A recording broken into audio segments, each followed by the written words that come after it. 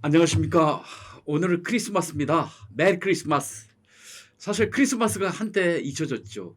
메리 크리스마스라는 말을 함부로 하지 못했습니다. 특히 미국에서는요. 왜?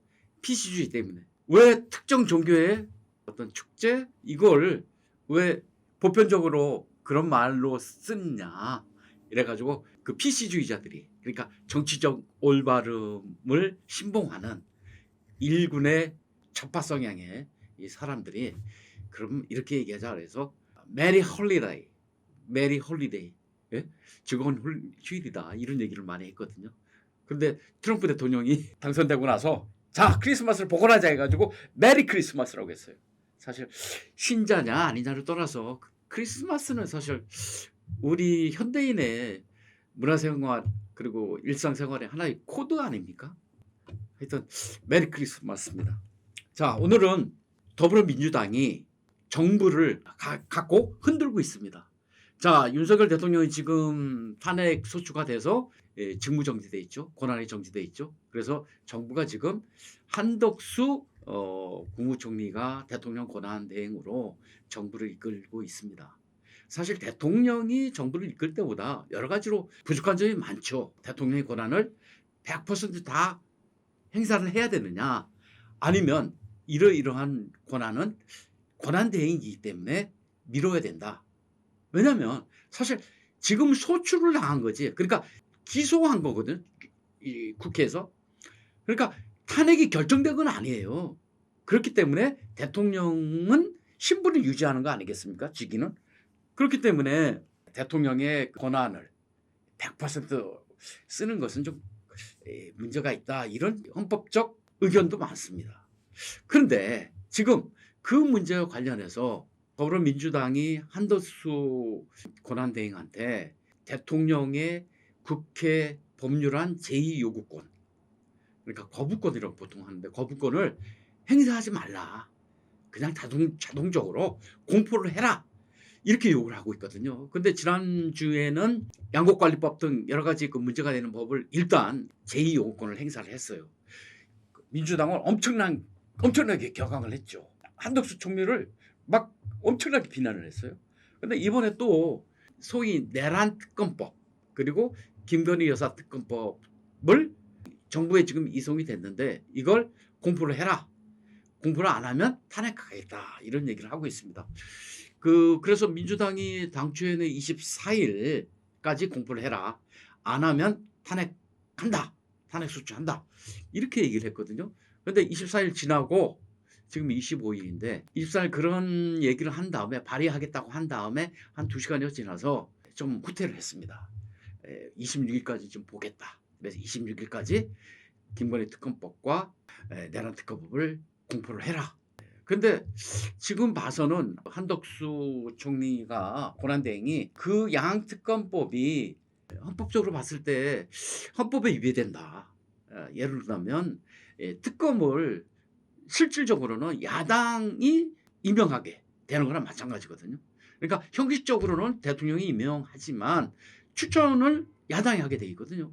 근데 그건 국회에서 여야가 합의에 의해서 합의된 추천인을 대통령이 임명하게 돼 있습니다. 근데 그렇게 안 돼 있으니까. 그리고 그 법도 여당을 참여하지 않은 채 야당 단독으로 통과가 된 거거든요. 그러니까 한덕수 총리는 그 법이 헌법적으로 위배되지 않도록 다시 여야가 합의를 해서 가져오면 좋겠다 이런 얘기를 했습니다. 그리고 또 민주당이 한덕수 권한대행을 탄핵하겠다고 하는 이유 중에 하나는 중대한 이유인데요. 헌법재판소 재판관 3인을 지금 임명을 해야 되는데 지금 결혼이 3명이 있거든요. 근데 이게 국회 몫입니다. 3명이. 그래서 이 국회 몫은 여야 합의를 통해서 추천을 하고 대통령 임명하게 돼 있습니다. 근데 이게 계속 안 됐어요. 왜? 더불어민주당이 그 안에 재판관 추천을 안 했거든요. 그러다가 이제 부랴부랴 지금 이제 된 상태고 24일 날 그다음 23일 날 이틀에 걸쳐서 헌법재판관 청문회를 거쳤습니다. 그래서 지금 25일 현재 그 두 사람을 이제 마지막 남은 절차는 대통령 그러니까 한덕수 권한대행이 임명하면 되는 겁니다. 그런데 민주당은 그 안에 계속 헌법재판관을 6인 체제로 유지를 했거든요. 왜냐하면 지금 뭐 감사원장, 서울지검장, 뭐 최근에는 그 법무부 장관, 그러니까 여러 사람을 지금 탄핵 소추를 했지 않습니까? 그래서 탄핵 소추를 하면 헌법재판소에서 빨리 심판을 해서 복귀하든 아니면 인용하든 해야 되거든요. 근데 헌법재판소의 기능을 마비시켜 놔서 결정을 계속 늦춘 거예요. 그럼 어떻게 됩니까? 방송통신위원회 그 이진숙 위원장이 계속 일을 못하게 돼 있는 거예요. 그러니까 일을 못하도록 방통이든 어디든 서울지검장이든 일부러 이렇게 이 결혼을 시켜놓은 겁니다. 일부러 민주당이.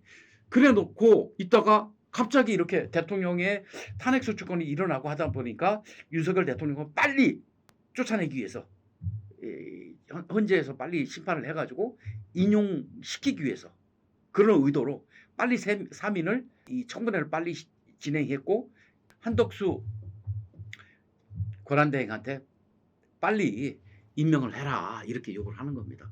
그런데 지금 이게 대통령 권한대행인 한덕수 총리가 과연 헌법재판관을 임명할 수 있느냐, 정당하냐, 그게 합헌적인 거냐, 헌법에 부합하는 거냐 하는 논란이 있습니다. 헌법학자들도 지금 갈리잖아요.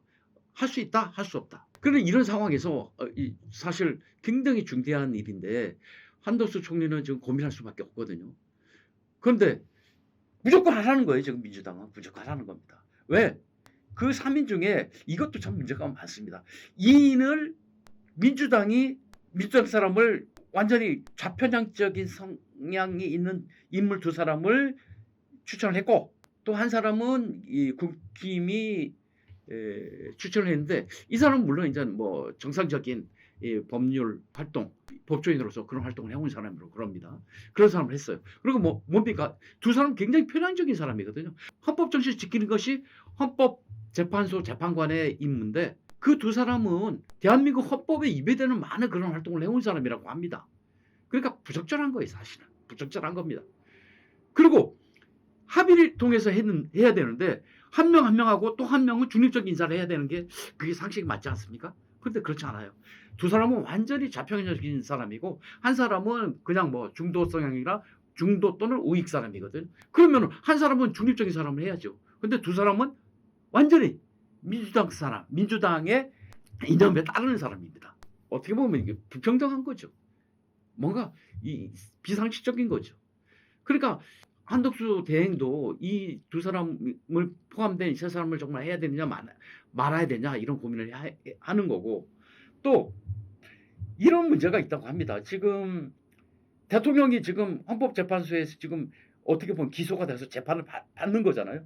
그런데 이 3명의 헌법재판관이 새로 가면은 그 사람들이 재판관이 되는 거예요. 그리고 기소자가 누구예요? 국회잖아요, 국회. 국회가 고소를 한 거예요, 국회가. 그리고 국회가 재판관을 임명하는 거예요. 그러니까 이게 상식적으로라도 좀 이해가 안 가는 겁니다. 국회가 재판관 3명을 추가를 해서 국회가 고소한, 기소한 대통령을 심판하라는 거예요. 그러니까 검사가 판사를 임명하는 거예요.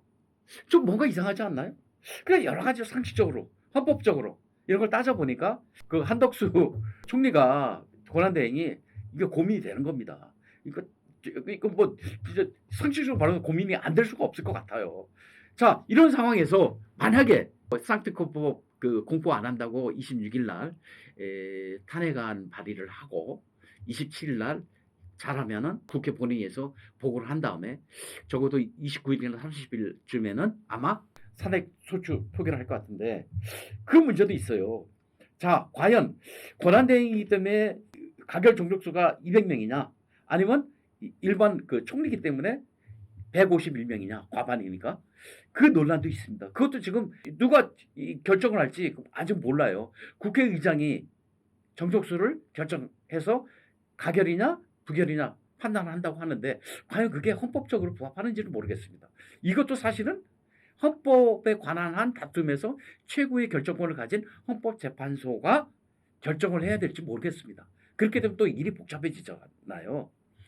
그런데 그걸 다 떠나서 과연 지금 가장 중요한 문제가 양특허법, 쌍특허법도 중요하지만 민주당의 더 중요한 것은 뭐냐면 민주당의 의도는 윤석열 대통령을 빨리 탄핵시켜서 이재명 대표가 공직선거법 이 최종심 나오기 전에 대통령 선거를 치러서 대통령 당선이 되도록 하는 게 지금 민주당의 의도거든요. 사실 민주당 전체 의도가 아니더라도 민주당 친명계의 지금 계산이거든요.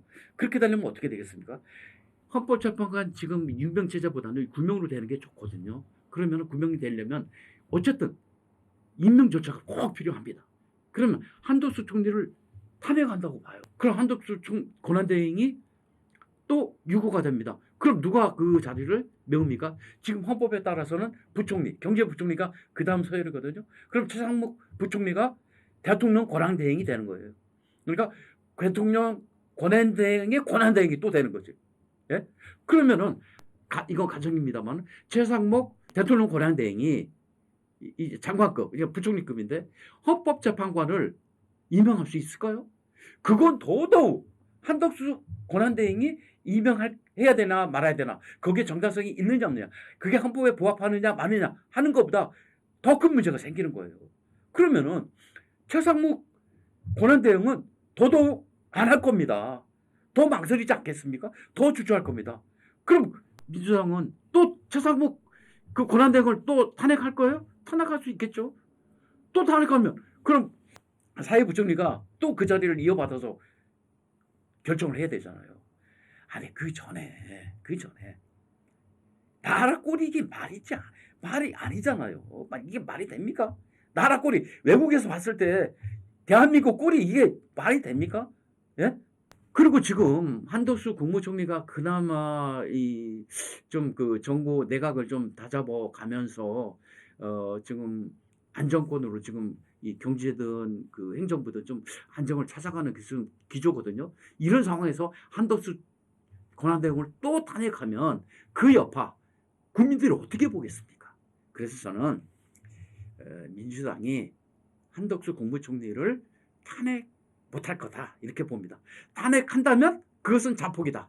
그것은 자청수다. 가장 중요한 민주당이 가장 중요하게 보는 헌법재판관 3인의 임명은 완전히 포기하는 건 마찬가지다. 저는 그렇게 봅니다. 하여튼 오늘 크리스마스인데 내일 민주당이 어떻게 나올지 두고 봐야 될 것 같습니다. 네, 오늘 이교화의 정치대리 이상 마치겠습니다. 감사합니다.